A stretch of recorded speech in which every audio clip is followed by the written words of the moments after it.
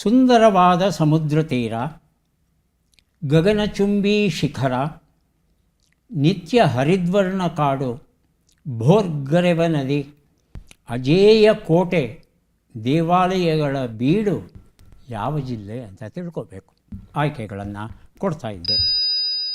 ಕೊಡಗು, ಉಡುಪಿ, ಹೇಳಿ ಪ್ರದೀಪ್. ದಕ್ಷಿಣ ಕನ್ನಡ ಜಿಲ್ಲೆ. ದಕ್ಷಿಣ ಕನ್ನಡ ಜಿಲ್ಲೆ.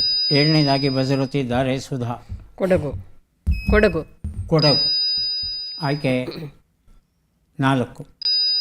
ಉತ್ತರ ಕನ್ನಡ ಜಿಲ್ಲೆ. ಉತ್ತರವನ್ನು ನೋಡು. ಕೊಡಗು.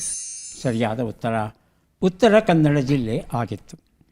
ಉತ್ತರ ಕನ್ನಡ ಜಿಲ್ಲೆಯಲ್ಲಿ ಸೊಗಸಾದ ಸಮುದ್ರ ತೀರ ಉಂಟು. ಹಲವು ಬಣ್ಣದ ಮರಳಿನ ಕರಾವಳಿಗಳು ಅಲ್ಲಿ ಸಾಕಷ್ಟು ಇವೆ. ಕಡಲ ತೀರಗಳು. ಕಾಳಿ ನದಿಯಲ್ಲಿ ರ್ಯಾಫ್ಟಿಂಗ್, ರಿವರ್ ರ್ಯಾಫ್ಟಿಂಗ್ ಅದ್ಭುತವಾದ ರೋಮಾಂಚಕ ಅನುಭವವನ್ನು ಕೊಡುವಂಥದ್ದು. ಯಾಣದ ಶಿಖರಗಳು ಇವತ್ತಿಗೂ ಸವಾಲು ಹಾಕುವ ಹಾಗೆ ಇದೆ. ಚೆನ್ನಭೈರಾದೇವಿ ಕಟ್ಟಿದಂಥ ಮಿರ್ಜಾನ ಕೋಟೆ ಇವತ್ತಿಗೂ ಪರಿಪೂರ್ಣ ಸುಸ್ಥಿತಿಯಲ್ಲಿ ಉಂಟು.